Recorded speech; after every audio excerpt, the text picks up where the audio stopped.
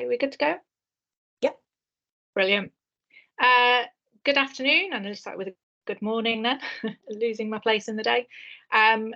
So my name's Alyson Chadwick. I'm co-founder of Hedgehog, and my background is in strategy and transformation. I've worked in big corporates. I worked for Co-op across lots of the different businesses within Co-op and in the financial services part of the business as well.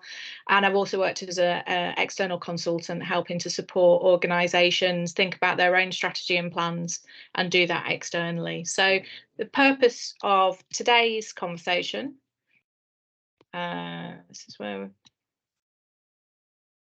apologies, can't move it on. Focus for today's conversation is all about planning for success. And in particular, those key things to think about in the boardroom, in the senior leadership team, in terms of developing those plans for success. So things we're going to look at today, we're going to talk about some strategies for effective planning, in particular in the context of what is a very dynamic market on lots of accounts, lots of change going on, lots of uncertainty. Ensuring that seamless execution across the business and how we join up around all of that. And essentially, a bit from my experience and what I do in terms of what makes the real difference in terms of both the process that you run to get to a good set of plans and then good delivery against it, but in particular, those ultimate outcomes, what you deliver, the results that you achieve as an organisation. So moving on. I've got 4 key areas that I'm going to talk through. So I'm going to talk through each of those in turn. The first one, absolutely fundamental, and it's essentially why Hedgehog is named Hedgehog. Actually, it's the Hedgehog concept from Jim Collins. For those of you that perhaps read his book, but the first concept is all about getting clear and being really clear on your why, your what, and how you sort of roll that down as a team. So just going through each of those in turn. So getting clear on your why. So being clear what you're all about as an organisation, why you do what you do. A lot of cases these days, it's very much more aligned to ESG agendas, environmental, social. But in particular, it's just being clear on why you do what you do and using that to really harness what you're therefore going to look at in terms of your plans, and also how you engage and connect all of your people across the organisation behind that as well. So the first thing is getting really clear on your why and what that's all about, and what makes you different in your market, and what is it you're going to compete on. Second area then is your what. So being really clear on what it is that you're aiming to achieve over the period against which you're looking to plan. Now, that might be different for different organisations. It may be that you want to put a 3-year plan together and you therefore want to create an ambition that's about the next 3 years. It may be that actually what's important for you right now is getting to, say, the next funding round if you're a scaling business. And therefore you might be creating a plan that's all about, what am I going to achieve? What do I need to do in order to that next funding round? And my ambition is all about having a successful funding raise.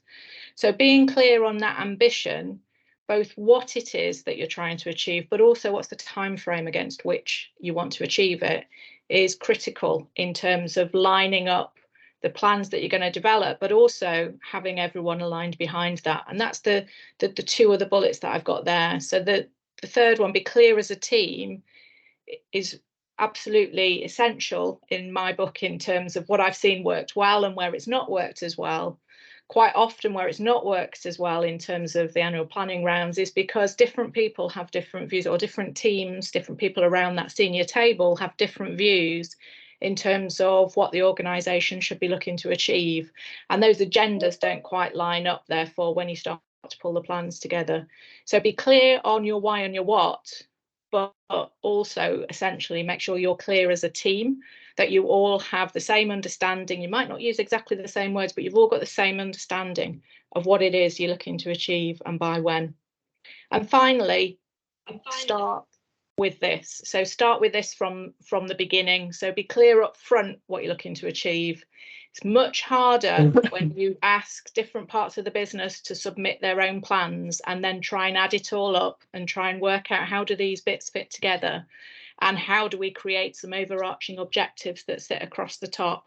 Again, where I've seen it work well is having that single focus in terms of what you're looking to achieve, and then that cascading down across the different parts of the business that are delivering against it, rather than trying to add it all up and then look at where you've got overlaps, where you've got gaps. How do you create a single set of messages about what that key ambition and the goals that underpin it are all about? So that's my first principle. Get clear on why you're in business, what you're all about, and what it is you're looking to achieve, and ensure you're clear as a senior team in doing that. Moving on to the second principle then, so once you're clear on what it is you're looking to achieve, the second principle is then get really focused. So get focused on what you're going to do. So what decisions do you need to take as an organisation to align you to delivering against that ambition? That might be about what markets are we in? It might be decisions around the operating model. It might be about what products you need to bring to market. It could be a host of things given where you are today and what your ambition is. Equally important, get really focused and get clear and agree what you're not going to do. So cut out the additional noise that could slow you down as an organisation, could distract people who are working on things that are not necessarily aligned to that overall ambition. So get clear on what you're not going to do. And finally, in getting focused, obviously key in that is making decisions, taking the actions that you need to take in order to deliver against it, but ensure that's supported and informed by data and insight. That's both understanding what's happening in the external market and the external context, so that includes the economic climate, depending on your business, what might be happening from a legislative or regulatory perspective, or political even, as we're potentially going into future general elections coming up. So externally, what do you think is going to happen in your market, and what do you think is going to happen around the actual market, your customers, your competitors in that space? And internally, where are you as an organisation? What are some of the key metrics, and what direction are they pointing in to suggest where you need to put your focus in order to meet that ambition as well?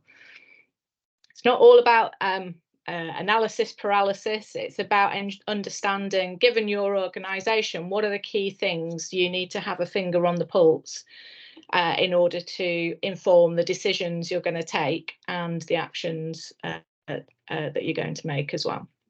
So that's the second one. Get focused, what you're going to do and what you're not going to do. The third one is collaborate and communicate.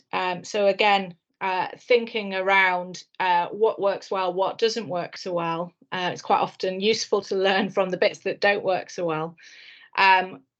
Often you can see in organisations, and I've seen this in many organisations I've worked in myself, where planning is done bottom up, it's done in silos, and then you have that task at the end where you're trying to work out, how does this all fit together? How do I ensure this works in the space where I've only got a finite amount of resource or otherwise, and I've got to try and work out how to add it all up?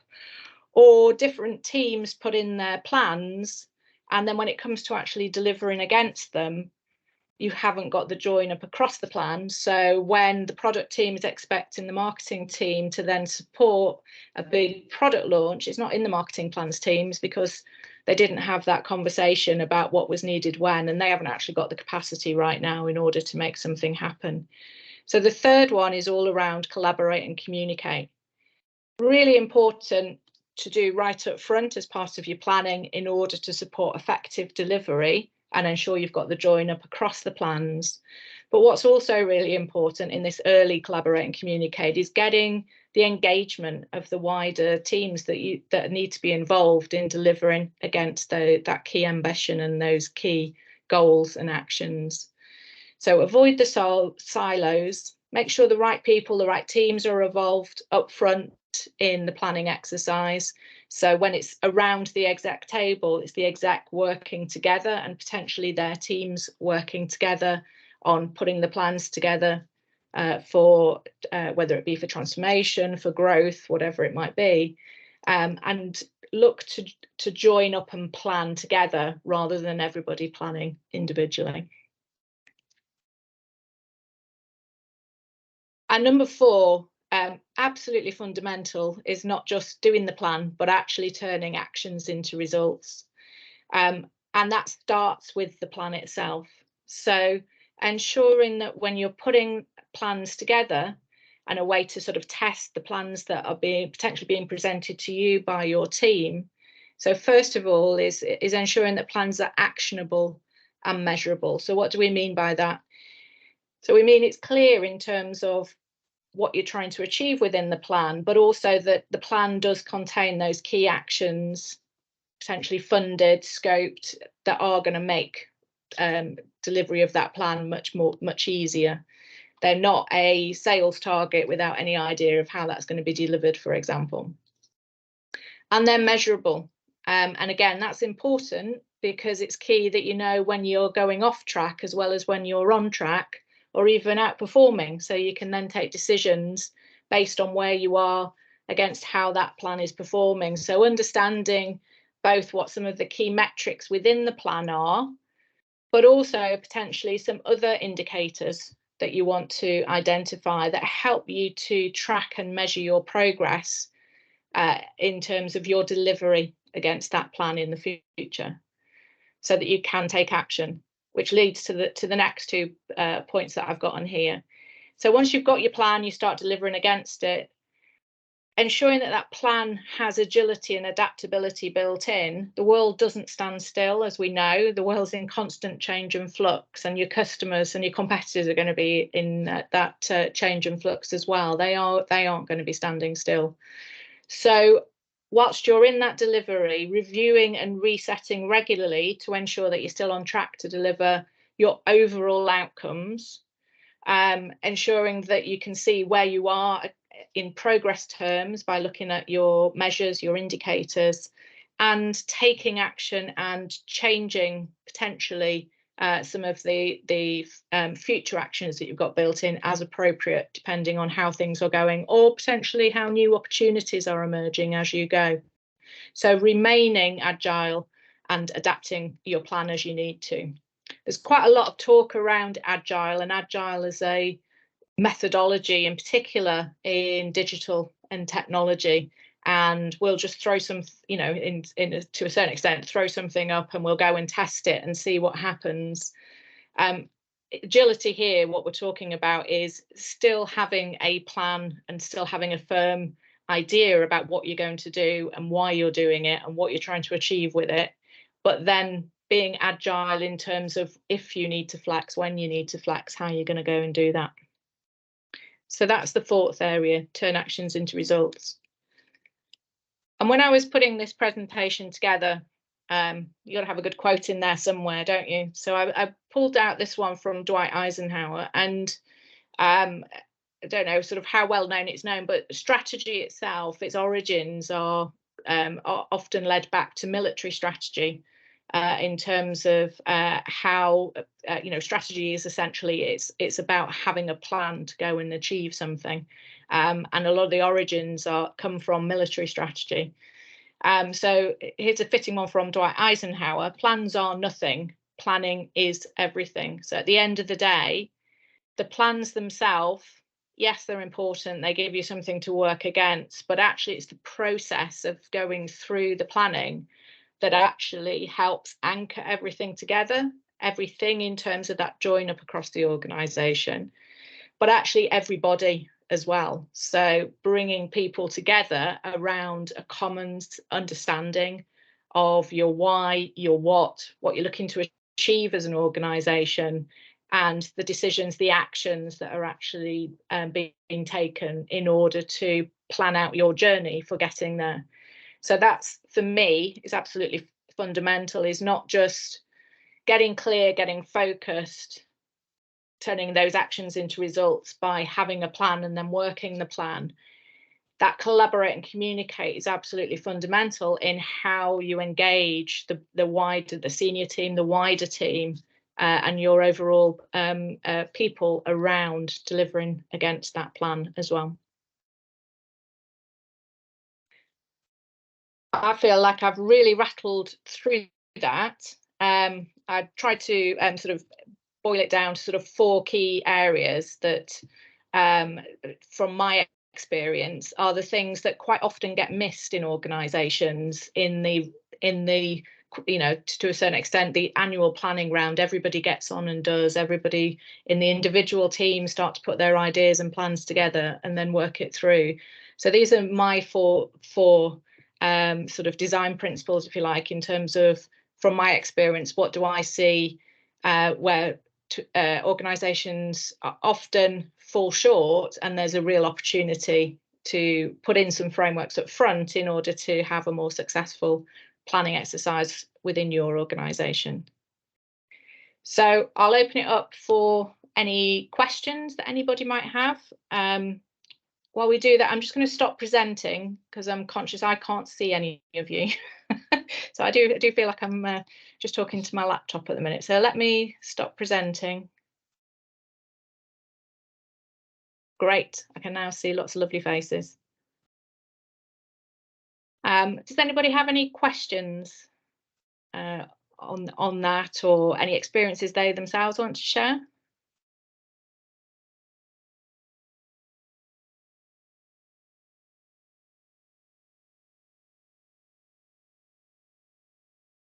No? Yeah, I will, Alyson. Yeah. There was 2 things for me, and this was really helpful, actually. Thank you. In the stage that Sarah and I are at in our business, it's kind of, we're at the point of really trying to formalise strategy now. One of them is around frequency. So you then mentioned regularly reviewing. What frequency would you recommend in terms of a review? Yeah, yeah.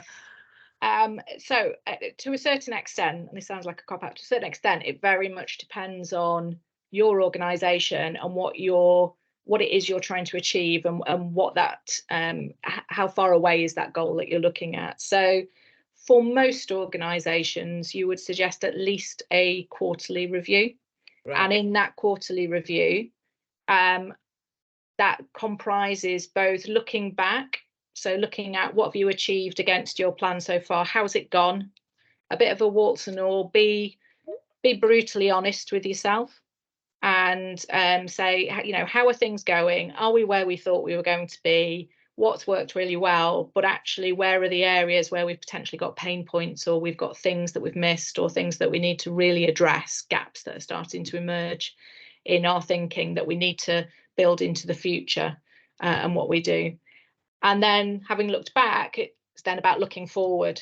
And this is all in the context, not just of what's happening in your organisation, but what's happening around you as well for your customers in that external economic climate. Are there things within that are going to change what you do in the future? So you'll have your plan for, say you're at the end of Q1, you'll have your plan for maybe the rest of the year.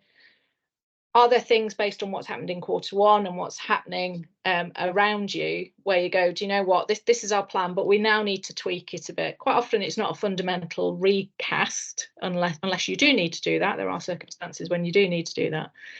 But it might be that there are certain areas you need to tweak. So it may be, well, we thought we were going to scale to this level by June, but actually we need to go further than that. Or our budgets are not stretching as far as we thought, therefore we need to do some prioritization and perhaps slow some things down or speed some things up. Or there's this new opportunity that's appeared on the horizon, which we didn't know about when we put the original plans together. So now we need to assess that against the things we are doing and decide, is this something we need to incorporate into our plans? And if we do, does that mean we need to drop something back and deprioritize something? So it's about taking that opportunity to just step back and say, right, are the plans I've got in front of me for the next period of time, are they still the right ones? Are they still valid? So at least quarterly. If you're in a period of fast growth, fast development, definitely more regularly than that, but it might be lighter touch. So if you are sort of an early business who are looking to grow quickly and looking to put lots of things in place very quickly, you might want to be doing that on a monthly basis. If you're running up to a funding round and you've got some criticality around the delivery of that, and key things that you've got to meet because you're going to, got to get to a stage where you're ready to go talk to investors, then you might be reviewing that as regularly as a weekly. So time frames depends on the time frames and the pace with which you're looking to deliver as an organization, but also how in depth you do also depends on that sort of frequency as well. You're not going to do that really big in depth one every week. You're going to do a much lighter touch one. Does that help? Yeah, definitely. Yeah, that's really makes sense. I had another question, but anyone else that's got a question, just raise your hand. Otherwise, I'll keep on throwing questions at Alyson. And I've thought of another one as well now. Okay. Oh, there we go. No, Maria's put her hands up. Go on, Maria. Yeah. You take a turn. Thanks, Steph. Hi, Alyson. Maria Kolniska, Transformation Director for Nuclear. Sorry, I missed the start. When you talk about strategy and plan, in your experience, is there a difference in inputs to shape the strategy and inputs to shape the plan, or is the process and the inputs kind of the same?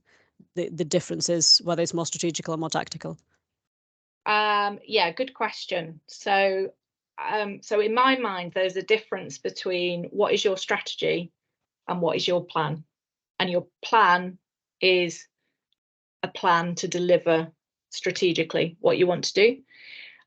So the inputs so if we take the strategy side of it, the inputs is very much about those big decisions that you want to take as an organization, in terms of what you do as an organization, where you're going to play, what new things you want to bring to market, what changes you want to make to your operating model, or the way that you support your people. So strategy is about what are the decisions you're going to take as an organization about what you do, what you don't do. Okay. And therefore the inputs are those that are relevant to making those decisions. So I would say when we have, I guess the crossover is strategic planning. When organizations do strategic planning, for example, you almost have a bit of strategy up front that is essentially testing, is my strategy still valid? Is it still valid that we have this footprint, we have this capacity as a manufacturer, or do we need to increase it threefold or something like that? So that there'll be inputs that are around the economic climate, the competitor and market landscape. Those are things that the strategic planning at the start of strategic planning is almost like the review once a year in terms of where are we today? Does our strategy need to change, or is it more of doing the same but just continuing to evolve and grow? The planning part then is very much about translating what you have decided you are going to do as an organisation, the decisions that you've taken, the actions that you know you need to take, translating that into a plan. And I guess there's can be two sides to that plan. So one element is sort of BAU, so the business continues to grow. And again, there'll be some informing of that from market insight, from competitor intelligence in terms of, do you think you can grow by 10%, 20%, 50%? Or actually, are your sales going to come under pressure? So there'll still be that market intelligence on it, but essentially you won't necessarily be doing it to the depth of really understanding what do I need to know in order to decide whether I go into this market or this market if I've got options. Does that make sense? Yep, yeah. Thank you. So that's the BAU plan. Obviously, the transformation plan then tends to sort of follow what's been done on the strategy as well, and the two together create the full plan for the organisation. Any other questions? or we can come back to Steph. Kevin. Oh, I've just lost. It popped up and disappeared. Let me just open the chat.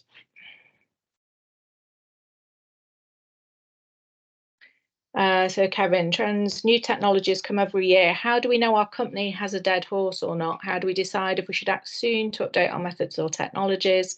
How do we decide in those situations if we can still make our way through the world without the need for updating, just being traditional? Really good question. And technology is not one I mentioned, actually, when I said looking at that external world. Obviously, really important to understand the starting point is what's important to your organization, to your business. So what's your business model and what role does technology play as part of delivering against that? And understanding not just what does that mean for you internally, but what does that mean for your customers, your suppliers, any other key stakeholders that sit around that. So it's to a certain extent, it's like other decisions you need to take as part of thinking about how your business operates and how it delivers the services and products to customers. So is that technology still working? Are others doing other things? Are your competitors starting to use other technologies? Is that giving them a competitive advantage over what you're doing? Or is your technology starting to become an issue because it's becoming obsolete, so there's risks associated with continuing to use it? Or perhaps the costs are starting to get prohibitive, and actually there's a more cost-effective way by looking at different technologies that you could perhaps deploy. So it's looking at all those different elements around the technology and saying, are we better staying with what we've got today, or do we actually want to look at changing what we've got and look at the trade-offs, the pros, the cons, the trade-offs, the business case, the financials against that? But thinking about it not just from the perspective of they're doing that, should we do the same, but actually what does that mean in the context of how we're delivering our products and services and what that means for customers and other stakeholders as well. Does that answer the question?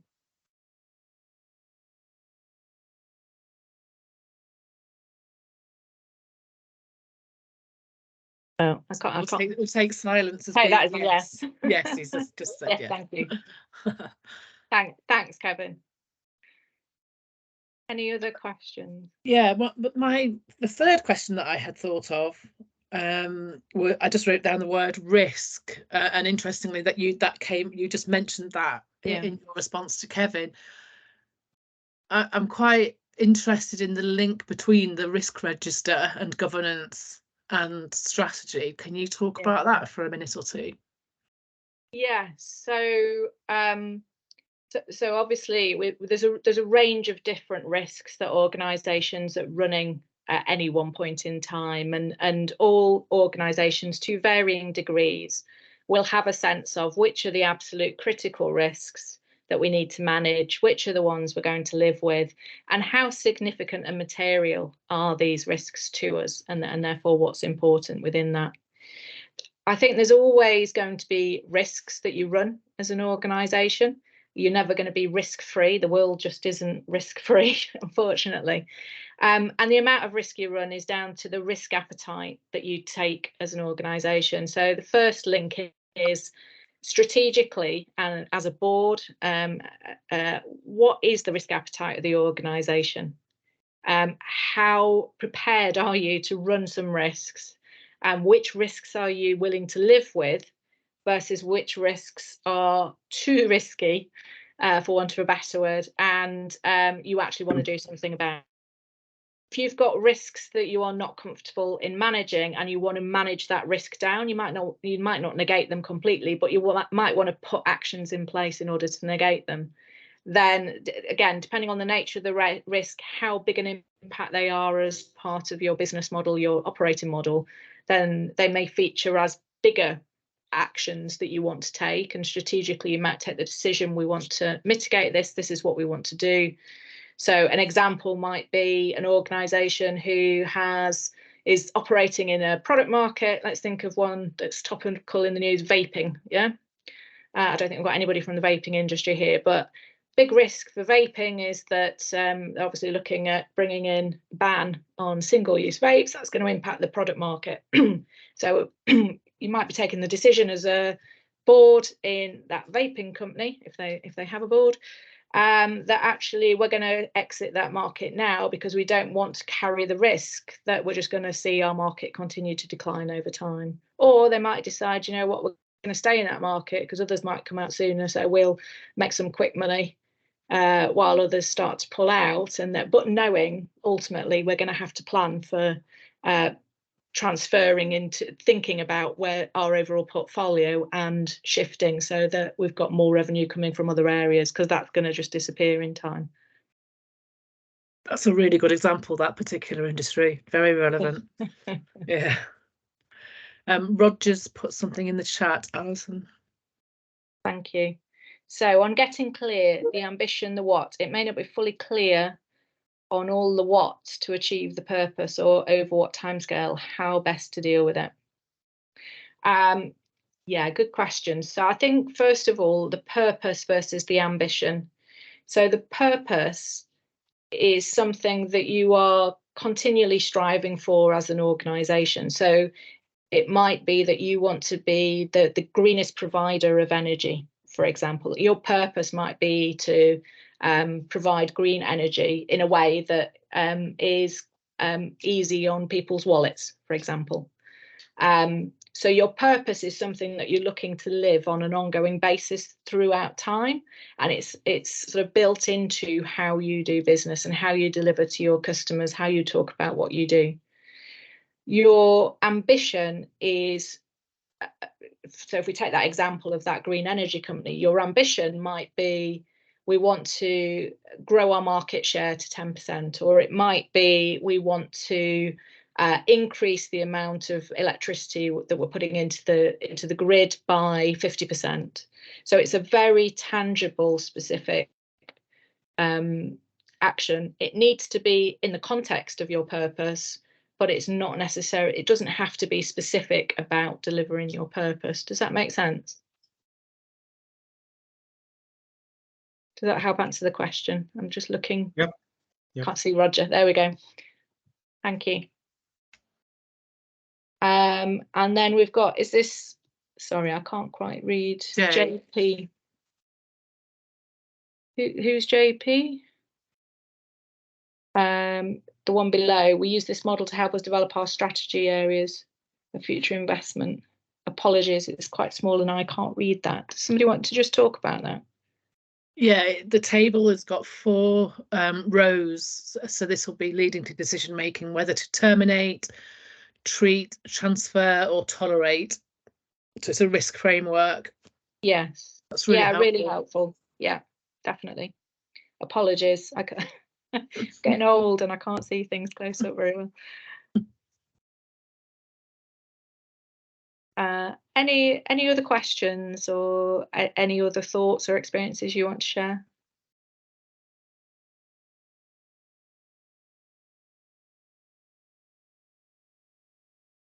Mark? Hi, Alyson. Yeah, just picking up on something that Steph said before, and it's talking about the risk element of it again, but quite often the board set the strategy, which is normally very aspirational and you know, based on the risk appetite, but quite often then the risk register can also throw up almost a parallel strategy based on the level of risk as well and what's coming at you at the time. So it was really how you sort of manage those two, what can be parallel pathways really, against your aspirations. And I just wondered what your experience of that was. So just to confirm, so you've got something that the board have set and really want to achieve, but it's probably on the stretching end, and then dealing with things as they come along. Exactly. Yeah. Particularly in a small business, which is challenging. Yeah, and you're always going to have things, you know, life happens and things are always going to be coming up.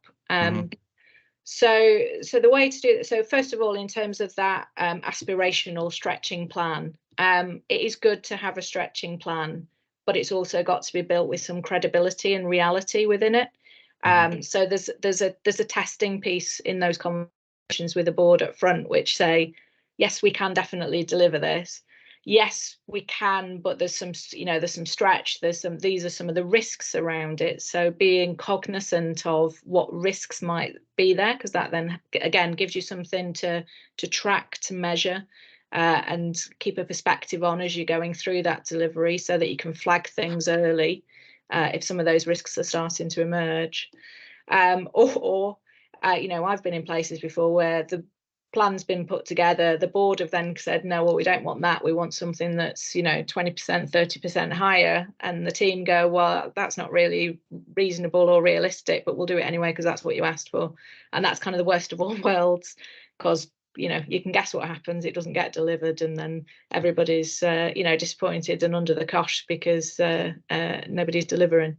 So that's the sort of the board end, is having the conversations with the board which get to a place where you've got a credible plan which is stretching and takes the organisation in the right direction, but it's not so overstretching that it becomes overwhelming and you're sort of setting yourself up for failure rather than success.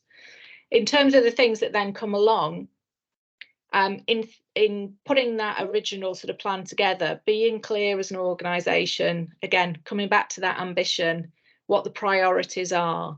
If new things then come along, you've then got something to test against in terms of this new thing that's come along. How critical is it that I deal with it now versus the things that we know are taking us towards our ambition? So first of all, is it part of what takes us towards our ambition? If it is, then how does that compare to the things we're already doing? And should we actually put our attention on it right now? It might be a positive thing that helps move you towards it. It might be a negative thing that if you don't address it, it's going to impact your ability to deliver. So you'll be able to judge that based on that. If you're turning your attention to that, what does that mean for the rest of the things that you've got in flow? Is that going to put at risk anything else that you would have been delivering, but you're actually turning your attention? So it's always about thinking about the overall capacity that you have, not just from a financial perspective and from a people perspective, but that when we use the word bandwidth, there's almost a mental bandwidth as well in terms of what the leaders of the organisation can deal with, but also what the organisation itself can deal with in terms of the amount of change and the amount of activity that's being put through BAU operations. Because at the end of the day, they've got to keep the wheel turning as well in terms of delivering for customers. Thank you.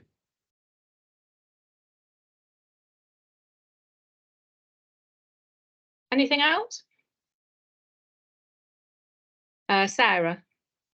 Hi. So I work for an SME that I've only been with them about a year. We're a young company. It's about 5 years since it started.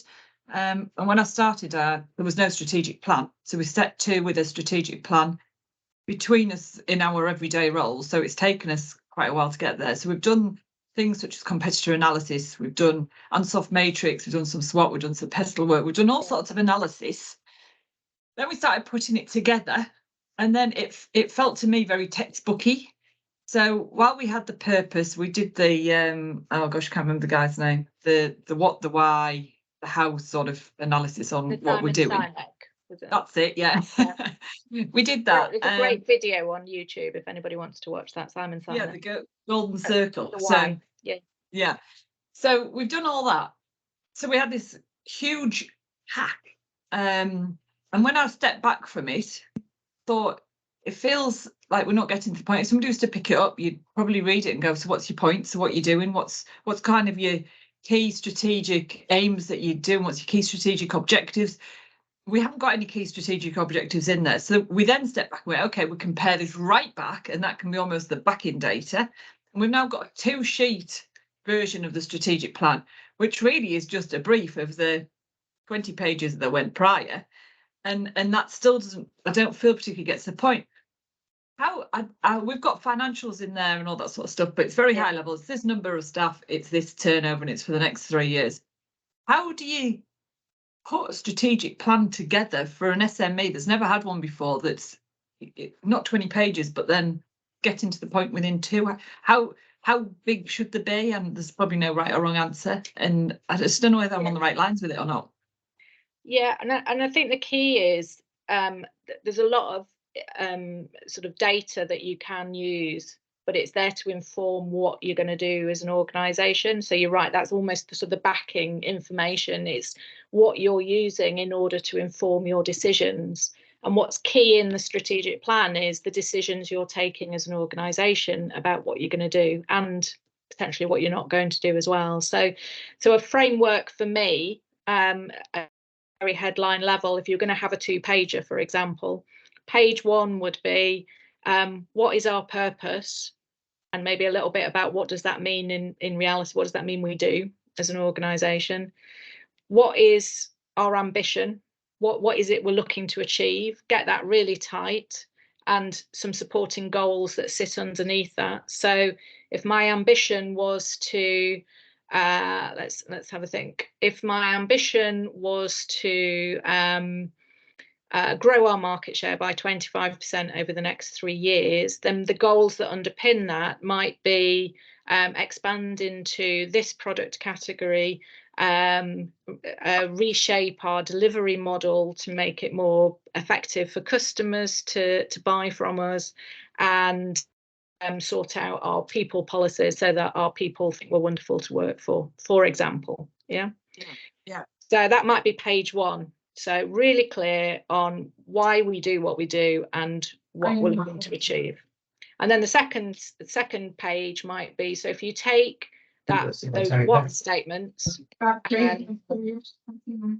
and those goals, what are the key actions that you're going to take in order to make that happen?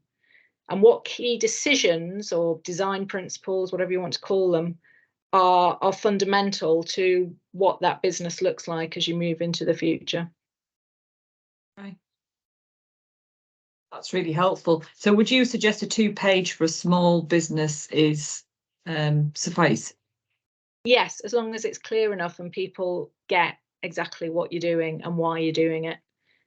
So for people to get motivated and want to sort of do the right thing, they've got to get the why. They've got to understand why they're doing what they're doing, as well as what they need to do.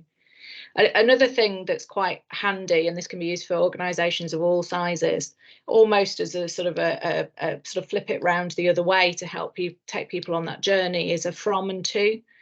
So from, what's the business like today, and then to, what are those, if you have sort of from, one manufacturing site with 3 retail outlets and 50 staff and a customer satisfaction measure of 80%, 2 might be we're going to increase our manufacturing capability to 3, our retail scale to 100. Our employees, we're going to move to 150. I'm making all these numbers up, obviously. But you get the sense, because that then brings to life what are the big shifts that we're going to make as an organisation, and it gives you the opportunity to engage them in the conversation then, in terms of, so what we're going to do in order to make that happen, and are those things all reflected in the actions that we've listed that are in our plans. So have we, if we're going to, sort of scale up our footprint from a retail outlet perspective, have we got the capability in place, or are we going to go and get it from external in order to help us suddenly find the 100 sites that we're going to go and procure? Yeah, that's really helpful. Thank you.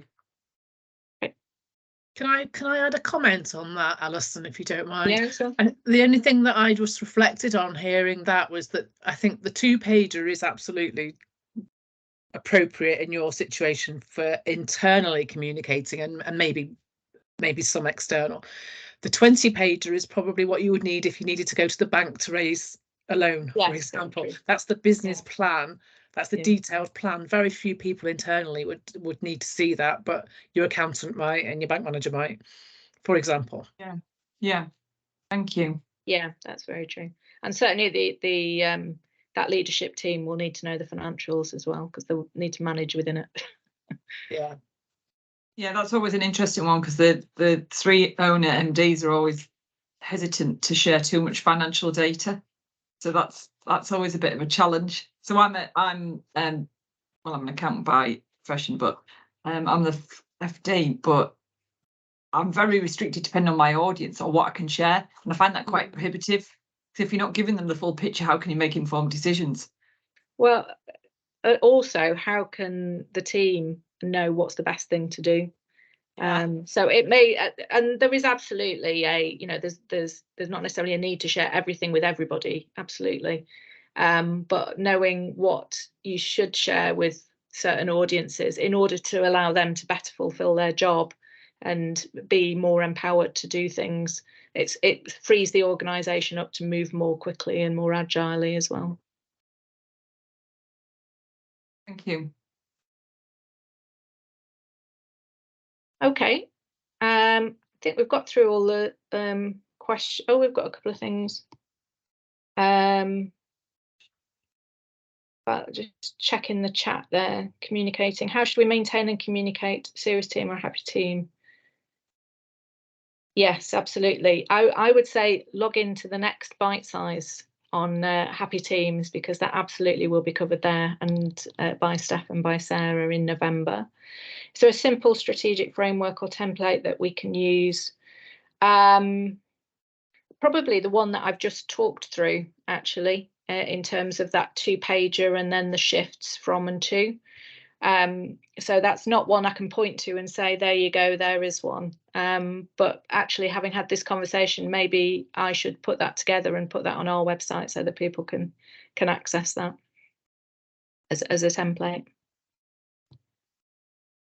Thank you for that. Business ideas for me too. Okay. So what I'll do, just two plugs at the end then. So first of all, thank you all for listening. As I said, my name is Alyson Chadwick, and I'm co-founder at Hedgehog.